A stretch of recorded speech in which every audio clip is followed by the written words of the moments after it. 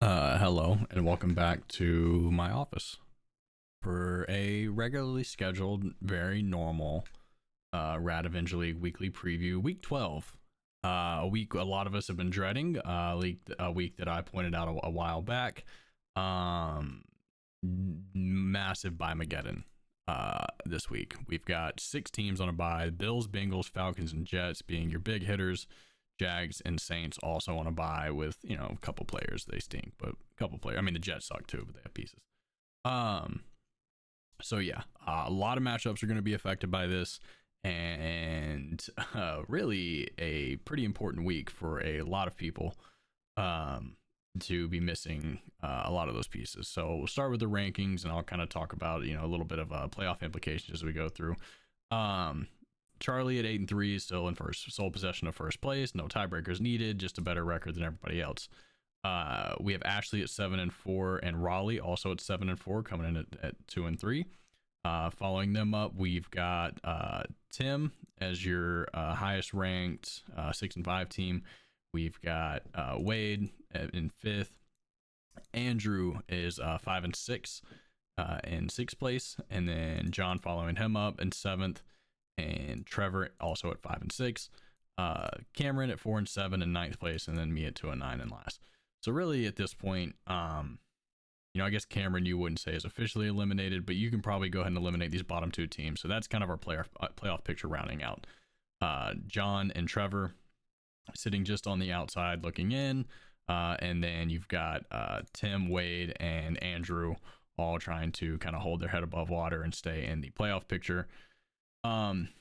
Obviously the most precarious of these is Andrew. He is tied with the other 2 in terms of record. They're all 3-5-6. So he's probably gonna need a win here to keep pace. I mean, my team sucks anyway, and I got hit hard with the buys. So Trevor is probably getting a free win this week, meaning John, Andrew, and really Wade and Tim probably all need to win to kind of stay in the mix there. I haven't really taken a look at what the tiebreaker scenarios look like, who's won against who. But I mean, really, there's 5 teams still in the mix at this point, so it's really not even worth looking at until we get a little bit closer. But a lot of interesting matchups within those this week. Really none bigger than Wade and John. I'm pretty sure John won their first matchup. In fact, we can just go look. I don't know why we're speculating. That would have been week 3, right? Oh god, yeah. John won 149-96. So Wade really needing a win there to kind of even out a lot of the tiebreakers, assuming he's going to be involved with a lot of the people here. So that being a huge matchup. Nobody else really I think is going to be involved in any tiebreaker scenarios this week, but obviously there's a ton of teams that just need to win. Transactions as far as the waivers go this week, we have not a lot of movement, a lot of defenses, a lot of kickers, which is weird on a week where 6 teams are on a bye, but I'd assume most people have been stocking up kind of as the... Was there another trade? Or did I just miss what the whole trade was? Sorry, I'll go over. Obviously, there was a trade that just happened a couple of hours ago at the time of this recording. Waiver wires, eliminating kickers and defenses. John picked up Cade Otton, which is going to be huge for him going forward into a playoff push. I think Raleigh mentioned it. His team kind of poised to make a big run here with Nico coming back, now adding that piece. Oh, I guess that was just the last trade that was done, was the Ramondre Chase Brown trade. And now the Malik Neighbors Chase Brown trade hasn't processed, so it's not showing up. Okay, that makes more sense. October 31st. Duh. Okay, yeah, John added Cade Otton. Andrew snatched up Jerry Jeudy. Wade grabbed Hunter Henry, and Tim grabbed Marcus Valdes-Scantling. Those are all the moves this week that weren't kickers and defenses. Once again, I assume people have been kind of preloading their teams based on what's happening this week, which is pretty ugly. Last week, the wheel was highest scoring starter, and that went to Ashley with Jared Goff, which I need to update the record keeping there. Only 3 left. Only 3 weeks left. Yeah, go. God damn, my bad.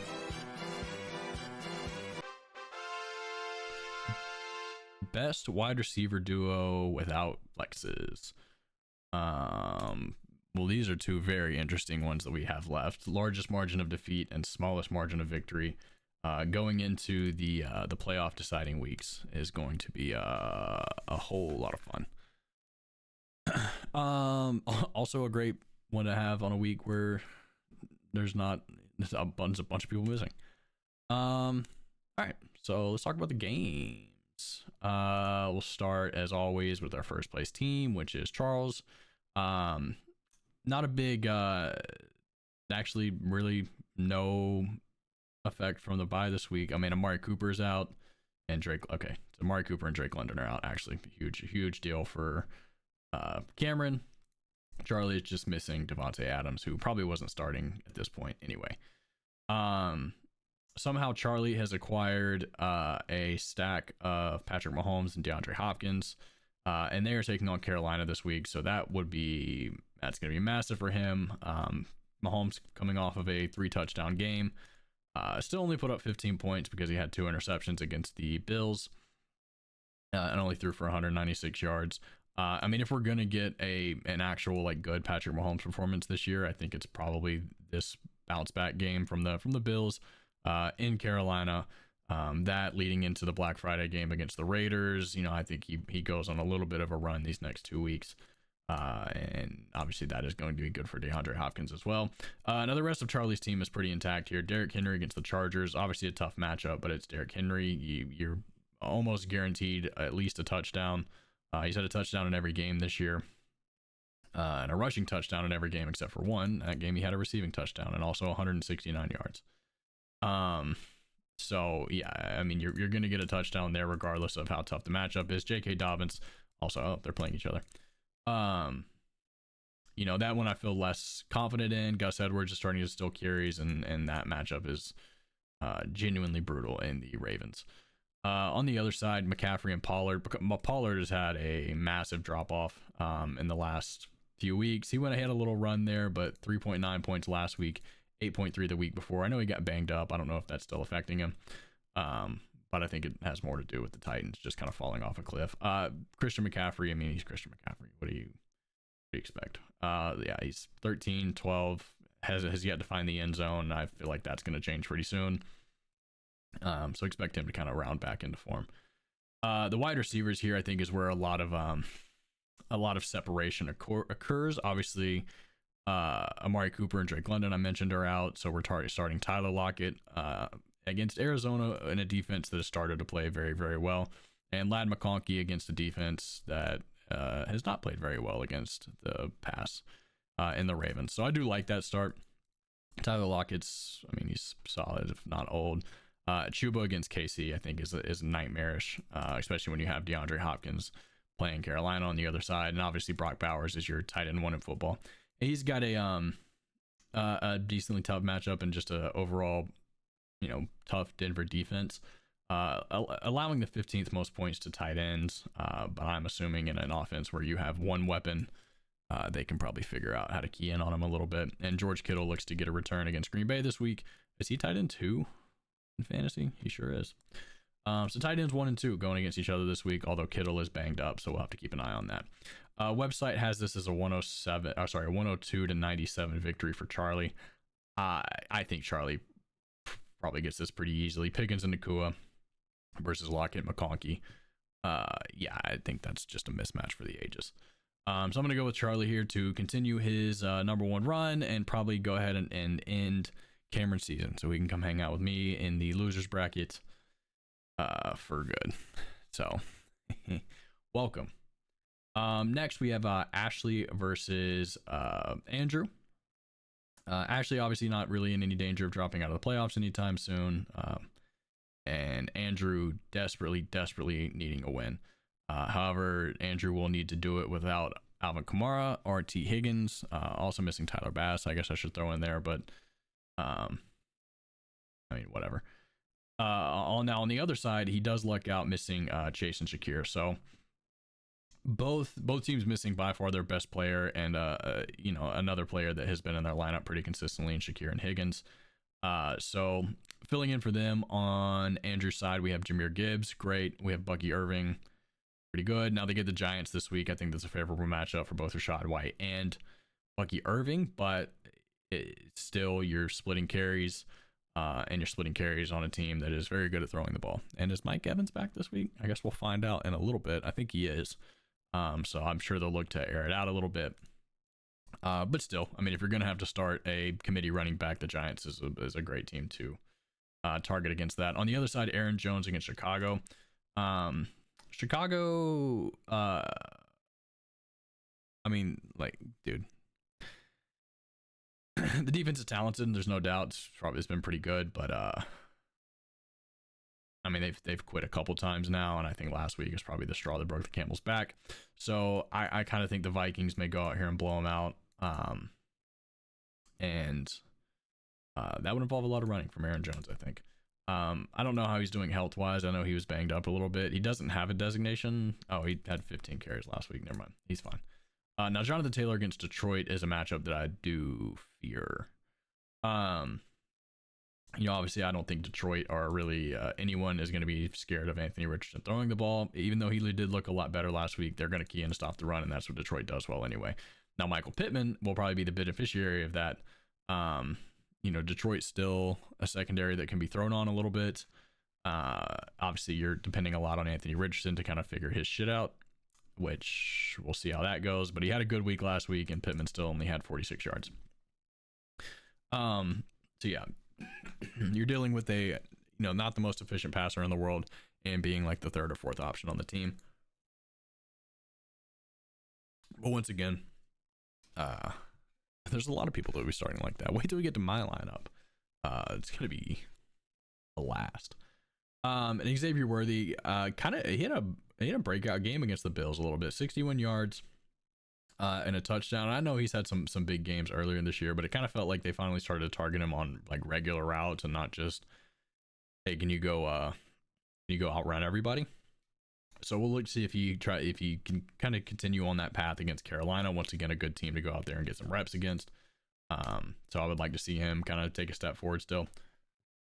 CeeDee Lamb obviously is missing Dak Prescott like no other, and he is now questionable. Was limited in practice today.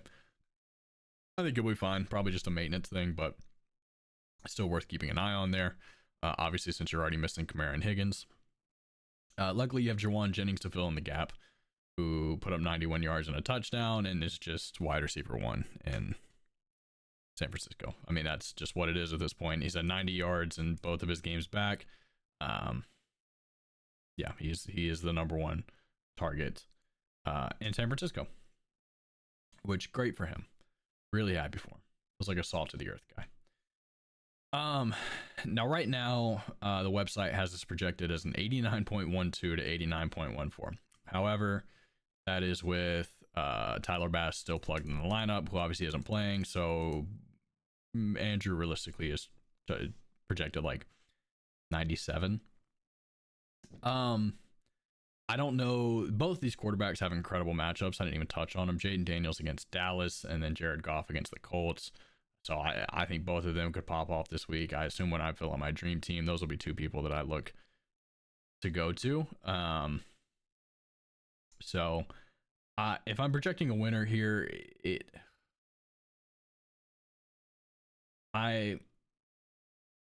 what did CD do last week? 93 yards. I mean, I feel like it'll be easier for them to move the ball in Washington than it was Houston. Not to say that he's going to have a vintage CeeDee Lamb performance, but I think he will be kind of the anchor here for Andrew. I think he kind of makes the difference. I mean, he's really the only difference-making receiver here. Obviously, Jawan Jennings, is, I don't know if we're ready to crown him as that yet, but I do think I like Andrew here to stay alive in the playoff hunt. And would that be Ashley's? Oh no, she lost last week. I thought she would have been on a little bit of a tear there. Yeah, I think I like Andrew in this matchup. Who's my third place team? Oh, it's Raleigh, obviously. Raleigh gets Tim this week. Tim. Oh, it's just MVS. I knew we had a buy somewhere in there. Raleigh missing Chase Brown, but he traded him anyway, so wouldn't have been in the lineup either way. So I guess technically Tim is missing Chase Brown, which means he will probably be starting Jamison Williams in his flex, because now Malik Neighbors is going to be a Raleigh pool. Bo Nix broke my heart last week, put up 28 points, and now he gets an even easier matchup in Las Vegas. So I'm not going to talk about him anymore. I don't want to. It hurts my feelings.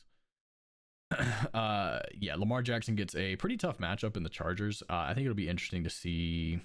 I mean, obviously he's been incredible this year. Had a little bit of a rough week against the Steelers, and I think the Chargers are probably closer to the Steelers than a lot of people are on the defensive side. I don't think anybody's nearly as good as they are, but you know, now that being a non-divisional game, I do think the Steelers have a little bit of case of having Lamar's number. So I expect better than 14, but I wouldn't go to like the 32, 34 points that he had a couple times this week. I think he puts up a pretty average Lamar performance, which is better than most. So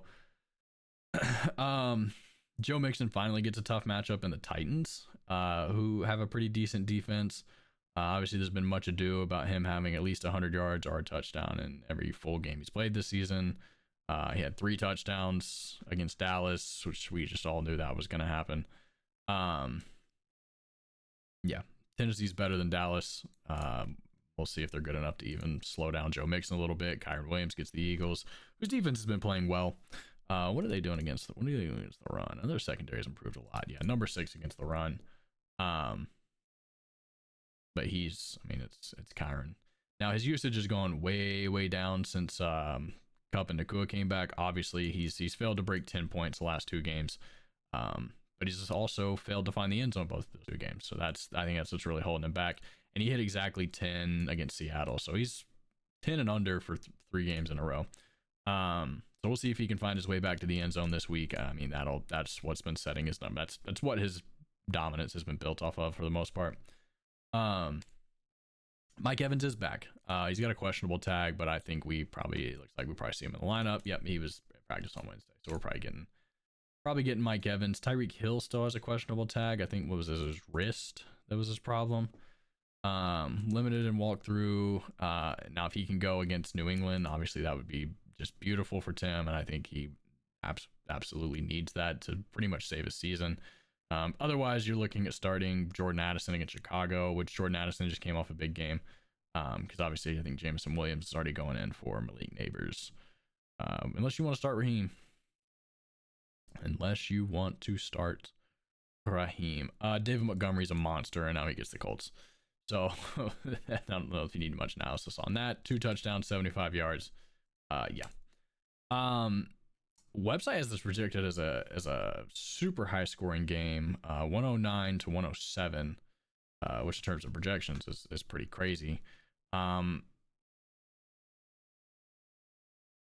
I think Saquon against the Rams, Ramondre against the Dolphins. I think I might go with Tim to pull the upset.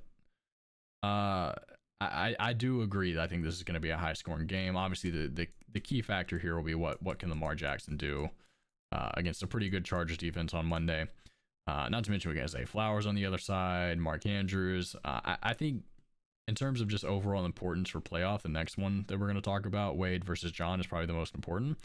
I think this one might be the most entertaining game of the week, though. Especially when we're considering like what it will come down to on Monday night. The only other real key factor there is Charlie with Derrick Henry and J.K. Dobbins, but I don't really foresee that being a big difference maker in the outcome of that matchup. Anyway, now like I said, the most important matchup, probably playoff implications wise, John versus Wade. Wade getting hammered, probably the second hardest by these bye weeks, maybe the hardest. John not really in a much better spot. Well, I'd take that back. He's in a much better spot. Wade missing Bijan, Garrett Wilson, and I almost said Braylon Allen, but he's not really missing him. Bijan and Garrett Wilson are the 2 big hitters there. We got James Conner and Austin Eckler filling in the running back spot, and we got Cortland Sutton, JSN, and Cooper Kupp in the receiver slots. So Garrett Wilson, I think you're probably going to get close to that production with those 3 guys. Bijan is obviously the big missing piece here.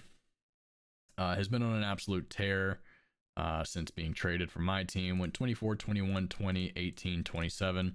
Came back down to earth against a very tough Broncos defense, but that's just a ton of production you're missing. Oh, actually, I'm looking at this playoff schedule too. I mean, you get the Raiders and the Giants in 15 and 16, but you got to make it through Minnesota. Anyway, getting ahead of myself. Sorry, I was looking at that schedule. Austin Eckler got a lot of usage. I don't know what his points ended up looking like. 13.6. Yeah, he had 89 receiving yards and only 7 on the ground. So just the receiving work is just off the charts. Nothing against Dallas. They'll maybe look to continue that, although they could get to the run early there. Justin Herbert has been playing his dick off, and now he gets a pretty piss poor secondary in Baltimore. I think he's going to throw all over. Geno Smith is playing the Cardinals. That's now I didn't even talk about John's bye week. He's missing Josh Allen and Darnell Mooney. I think he's fine without Darnell Mooney. He's got Justin Jefferson, Nico Collins, and Tyrone Tracy in the flex. Josh Allen is obviously just pretty irreplaceable. Had the highlight reel play at the end of the game. I mean, he's awesome. Not QB1 for the first time in a long time. But Geno Smith, very serviceable fill-in against the Cardinals, who we've talked about have improved a lot. Now they have been playing some bad defense or some bad offenses, so that's helped the defense come along. But I do think that the defense is playing with some shit to them. And we have Kenneth Walker too, so just a couple of Seahawks hanging out. Devon Achane gets New England. Justin Jefferson gets Chicago, who I've talked about being on quit watch on the defensive side of the ball. Nico Collins, I mean, had a monster game in line with the 70-yard touchdown that got called back. So he looks like he's feeling 100% better, and that game got out of hand early, so there's really no need to throw the ball there. Not to say that Tennessee couldn't get out of hand early too, but they'll at least put up a fight, so Nico should get the ball thrown to him a little more. The newest addition, K. Dot, gets the Giants.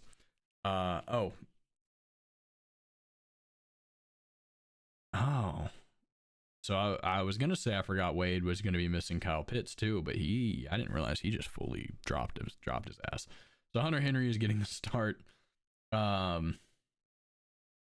Cortland Sutton against Vegas. I think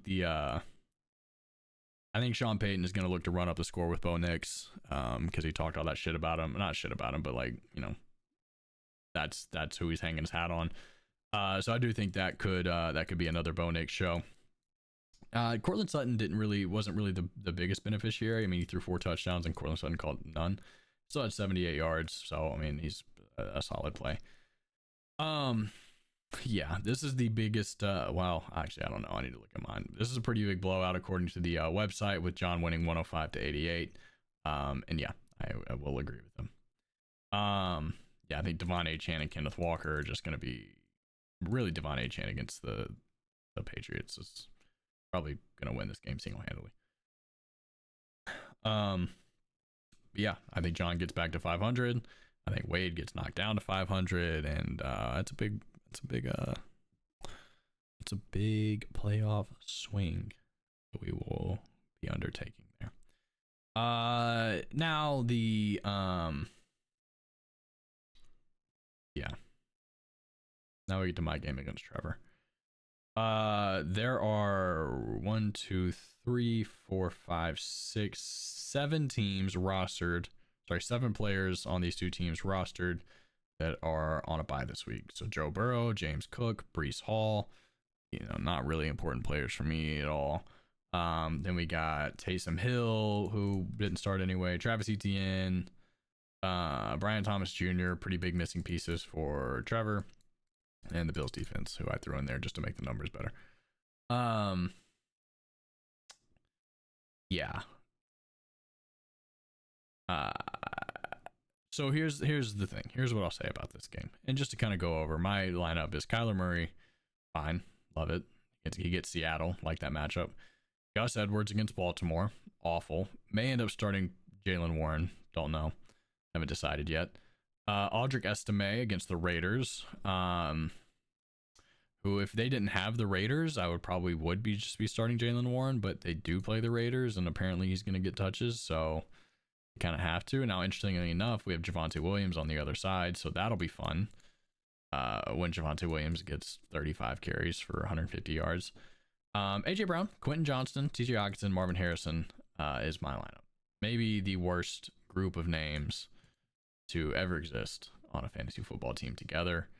There's pieces, not a lot of them. On the other side, we have Jalen Hurts, DeAndre Swift, Javonte Williams, Amon-Ra, Devontae Smith. Yeah. This should be a shit pumping. Now, what I will say, obviously, this game does still have playoff implications for Trevor specifically. He needs a win to stay involved. And I will say this. This may be in kind of going into the next 2 weeks. I have Ashley, which won't matter, won't affect anything. Actually, this is my last game against a playoff team. So this is a kind of a good litmus test for Trevor.